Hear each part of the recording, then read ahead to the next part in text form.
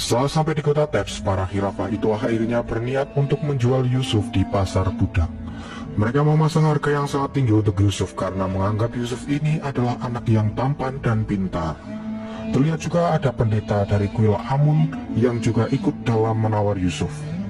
Mereka berpikir bahwa Yusuf bisa dijadikan pelayan di kuil kelak karena ketampanannya mungkin bisa menarik banyak orang. Mereka berusaha menawar Yusuf kepada Malik, tapi harga yang ditawarkan belum cocok. Karena menurut Malik, Yusuf memiliki keahlian lain yang membuatnya menjadi mahal. Di tengah transaksi datang malaikat Jibril mengatakan kepada Yusuf untuk tidak bersedih karena telah dijual sebagai budak. Karena sebenarnya kelak, dialah yang akan membeli mereka semua. Jibril juga mengatakan bahwa mereka semua tidak tahu yang mereka tawar saat ini adalah wali Allah, bukan Yusuf bin Yakub. Tak berselang lama datang seorang bendahara Mesir yang bernama Potifar mencari beberapa budak di pasar. Setelah dia mendapatkan beberapa budak, dia melihat keramaian yang sedang terjadi yang membuatnya tertarik. Dia pun lalu ikut menawar Yusuf karena dia sangat tertarik dengan ketampanannya. Para pendeta berpikir jika mereka tidak boleh kalah dari Potifar walaupun mereka menawarkan harga 10 kali lipat. Tapi Potifar yang kaya raya menawarkan harga yang sangat tinggi yang para pendeta tidak bisa lagi menawar karena harganya sudah melampaui batas mereka. Sahabat Malik lalu berpikir, memalukan sekali mereka seolah-olah sedang jual beli barang. Dan andai mereka tahu, emas seperti gunung pun tak sebanding dengan Yusuf. Pada akhirnya Potifarlah yang memenangkan tawaran itu dan membawa Yusuf menuju istananya. Yusuf kembali terpana melihat keindahan kota Thebes dan terlebih istana Potifar yang sangat besar. Saat Yusuf diajak masuk, datang asisten Potifar bernama Guliver mengatakan bahwa tuannya telah mendapatkan harta karun yang sangat berharga, dan orang bodoh yang menjual anak itu pasti akan menyesal nanti. Potifar membeli Yusuf ternyata untuk menghadiahkan kepada istrinya yang bernama Zulaikha, agar menjadikan Yusuf menjadi pelayannya, dan mungkin saja dia akan diangkat anak oleh Zulaikha nantinya. Zulaikha yang melihat Yusuf pertama kali pun langsung terpana melihat ketampanannya. Ketika dia mengetahui nama anak itu adalah Yusuf, dia berniat akan mengganti nama yang cocok untuk tinggal di Mesir. Guliver pun langsung memberitahu nama Mesir yang mirip dengan Yusuf, yaitu Yusarsif. Nama itu akhirnya menjadi nama Yusuf saat ini karena Zulaikha juga sangat menyukai nama itu.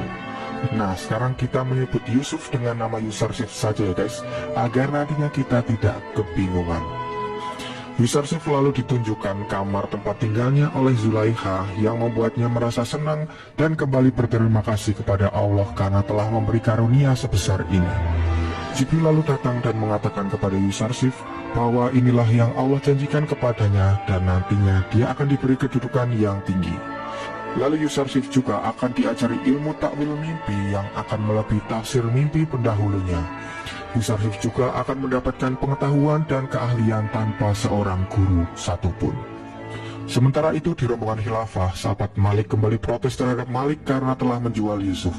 Dia bercerita tentang keanehan yang terjadi saat mereka bertemu Yusuf, mulai dari terjebak di dalam badai, sumur asin yang menjadi tawar, lalu menyembuhkan orang sakit, membuat Malik berpikir bahwa itu adalah sebuah mukjizat yang hanya bisa dilakukan oleh seorang nabi.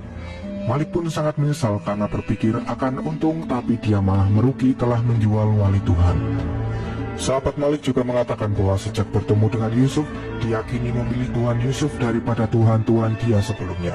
Pada akhirnya mereka pun berusaha mengambil Yusuf kembali di istana Potifar. Mereka beralasan bahwa Potifar telah memberikan uang yang lebih dan mereka akan berniat mengembalikan kelebihannya itu.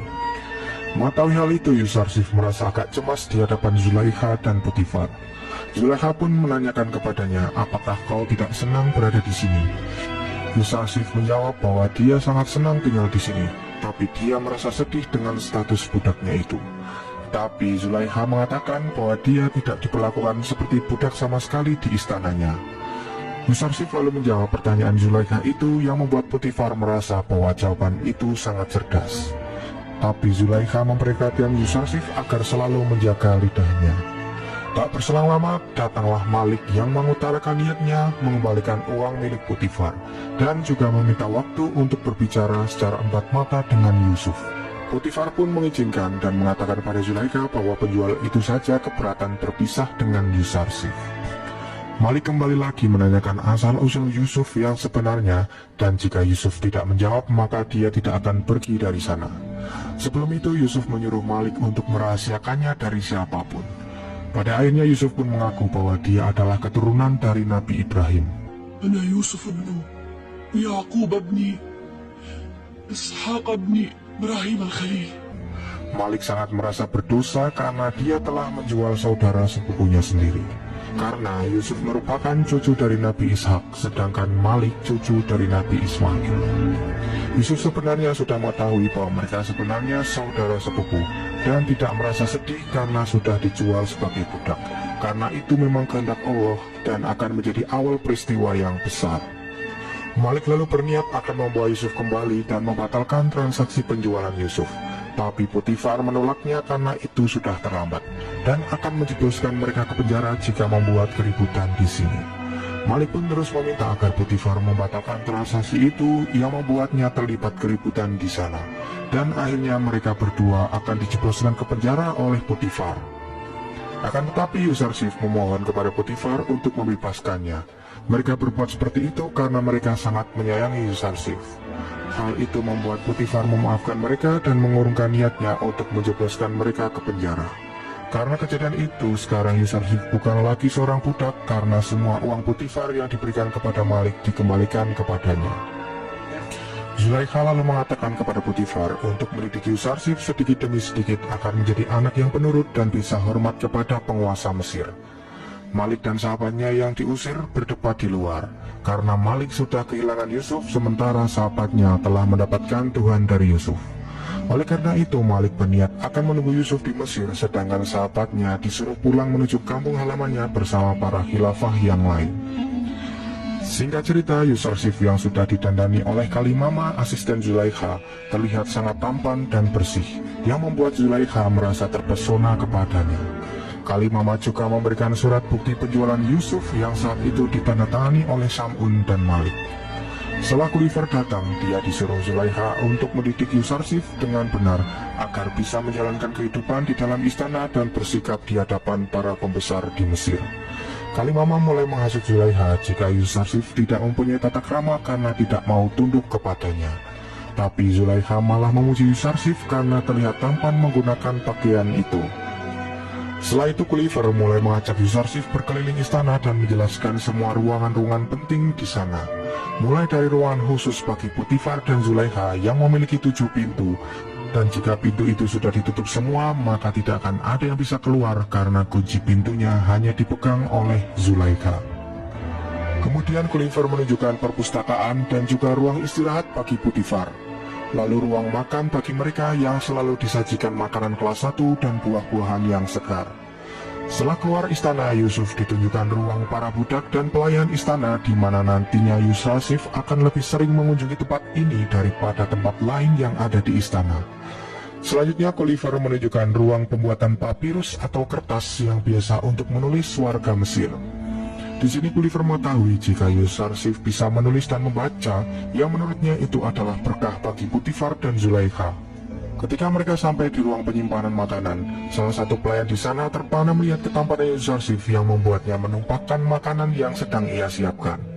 Di sana Gulliver mengumumkan juga bahwa sekarang Yusarsif akan membantu dalam membagikan makanan ke semua penghuni istana, karena Yusarsif adalah anak yang cerdas dan bisa menghitung makanan untuk setiap bagian masing-masing. Yang terakhir, Gulliver menunjukkan kuil Amun di mana mereka menyimpan dewa-dewanya di dalam sana. Yusarsif langsung menyindir bahwa dewa-dewa mereka ternyata membutuhkan tempat tinggal. Ketika akan kembali ke dalam istana, mereka melihat ada kejadian di mana ada pencuri yang sempat mencuri barang berharga milik Zulaikha. Tapi sang pencuri itu tidak mau mengakuinya, yang membuat salah satu pekerja di sana menjadi korban sang pencuri. Mereka berdua saling berargumen dan mengatakan bahwa mereka bukanlah seorang pencuri.